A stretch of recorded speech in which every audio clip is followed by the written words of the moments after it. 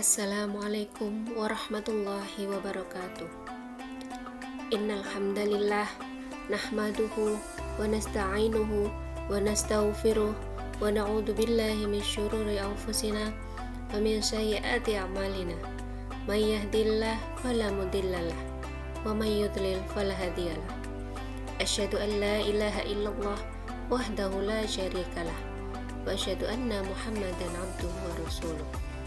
Amma ba'du. Alhamdulillah, mari kita bersyukur kehadirat Allah Subhanahu wa taala yang telah memberikan kita berjuta kenikmatan sehingga kita masih bisa berjumpa dengan Ramadan pada tahun ini. Salawat serta salam semoga selalu kita curahkan kepada junjungan kita Nabi Muhammad SAW, suri tauladan dan Nabi yang telah memimpin kita menuju dunia yang terang, yaitu ad-dinul Islam. Semoga kita selalu mencintai dan bersolawat kepadanya, sehingga kelak kita diakui sebagai umatnya yang mendapatkan syafaat di hari akhir nanti. Amin. Indah yang dimuliakan Allah, marilah kita selalu berusaha meningkatkan keimanan dan ketakwaan kita kepada Allah Subhanahu wa taala, dengan terus berusaha menjalankan perintahnya dan menjauhi larangannya. Semoga Allah selalu membimbing kita ke jalan yang lurus. Amin.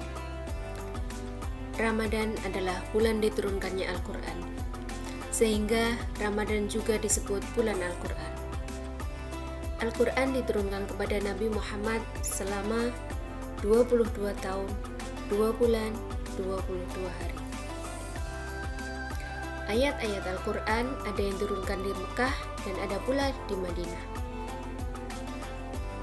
Ayat-ayat Al-Quran turun kepada Nabi Muhammad secara berangsur-angsur. Mengapa demikian? Itu karena sifat Rahman dan Rahimnya Allah, supaya Al-Quran mudah dipahami dan dihafal. Al-Quran diturunkan pertama kali di Gua Hiro yang dibawa oleh malaikat Jibril dan kemudian diwahyukan kepada Nabi Muhammad, yaitu surat Al-Alaq ayat 1 sampai dengan 5. A'udzubillahi minasyaitonirrajim. Bismillahirrahmanirrahim. Iqra bismi rabbikal ladzi khalaq. Khalaqal insana min 'alaq.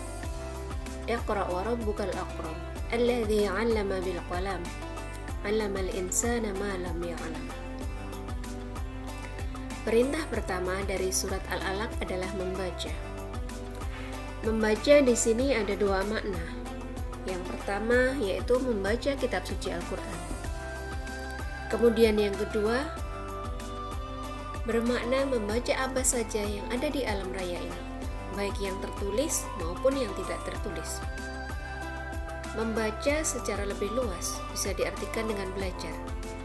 Dan belajar tidak harus di bangku sekolah, tetapi dimanapun tempatnya kita bisa belajar. Dengan membaca akan mengasah kemampuan dan wawasan kita. Ayunda yang dicintai Allah, Al-Quran merupakan kitab yang memiliki banyak keistimewaan. Al-Quran sebagai mukjizat terbesar Nabi Muhammad, dan Al-Quran juga sebagai kitab penyempurna dari kitab-kitab Allah yang diturunkan sebelum Al-Quran. Saking istimewanya Al-Quran, maka tidak heran banyak masyarakat yang memperingati nuzulul Quran ini dengan cara yang beragam, mulai dari kegiatan kajian keislaman di masjid, kemudian mengadakan pengajian, perlombaan tilawah Quran, kemudian tadarus Al-Quran, hingga menghatamkan Al-Quran. Semua kegiatan tersebut dilakukan dalam rangka menghormati turunnya Al-Quran, atau kita sebut peristiwa nuzulul Quran. Dan kegiatan-kegiatan yang sudah dilakukan tersebut tujuannya adalah untuk mengingat sejarah turunnya Al-Quran dan juga menanamkan nilai-nilai Islam kepada generasi penerus. Keutamaan Al-Quran yang sangat hebat dan yang sangat luar biasa adalah Al-Quran akan dapat memberikan syafaat bagi pembacanya. Dan Allah akan melipat gandakan pahala jika kita membaca Al-Quran. Seperti dalam sebuah hadis yang diriwayatkan oleh Muslim, kullu amalin ibni adama tudha'aful hasanatu asyrun amsalha ila 700 dhi'fin. Setiap amal anak Adam akan dilipat gandakan. Satu kebajikan dilipat gandakan menjadi 10 sampai 700 kali lipat. Subhanallah. Betapa beruntungnya kita sebagai umat muslim yang diistimewakan oleh Allah ketika kita mampu membaca Al-Quran dan kita mampu mentadaburi maknanya. Ayunda yang dimuliakan Allah, banyak sekali keistimewaan-keistimewaan yang bisa kita dapatkan dengan membaca Al-Quran dan mentadaburinya. Apalagi kalau kita mau mengamalkan dan memaknai isi Al-Quran tersebut. Yang pertama, keistimewaannya adalah Al-Quran itu menjadi pedoman, petunjuk, dan rahmat bagi kehidupan manusia menjalani hidup di dunia ini. Semua hal, petunjuk apapun tentang kehidupan di dunia ini semuanya terekam di dalam Al-Quran. Kemudian yang kedua adalah Al-Quran sebagai obat atau syifa bagi manusia.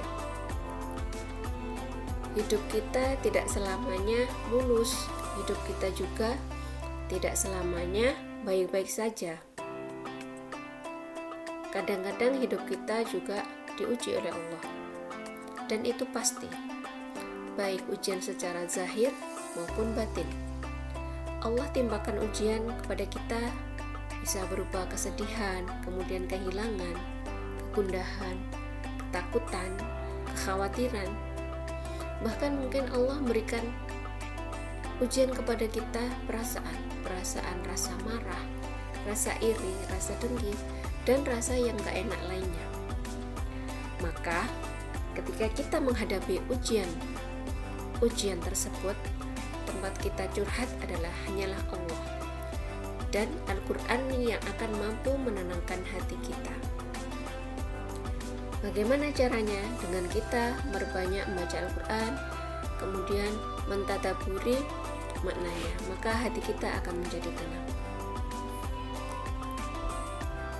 Kemudian selanjutnya adalah Al-Quran itu menjadi pembeda atau Al-Furqan.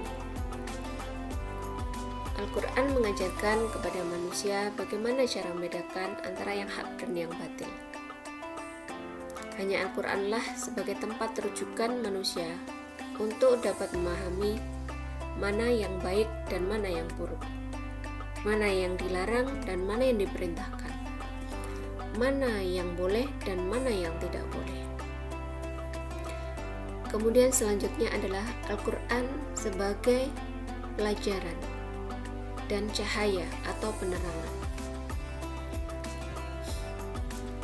Jadi di dalam Al-Quran kita bisa belajar banyak hal,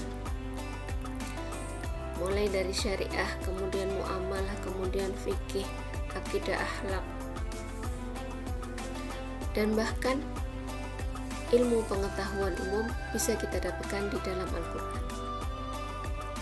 Kemudian yang terakhir keistimewaannya adalah solusi bagi setiap masalah. Al-Quran itu diturunkan sebagai pemutus hukum dan mengangkat perselisihan di antara yang batil dan yang hak. Dan Al-Quran itu memberikan hukum-hukum yang pasti. Oleh karena itu, ayunda yang dirahmati Allah, mari kita jadikan momentum bulan Ramadan ini adalah bulan untuk memperbanyak amal ibadah kita, terutama kita banyak mentadaburi Al-Quran, kita banyak membaca Al-Quran, memahami maknanya dan mengamalkan dalam kehidupan kita. Maka insya Allah kita akan termasuk hamba-hamba Allah yang beruntung. Demikian yang bisa saya sampaikan. Apabila ada kata-kata yang kurang berkenan, mohon maaf yang sebesar-besarnya. Al-birru man ittaqa. Wassalamualaikum warahmatullahi wabarakatuh.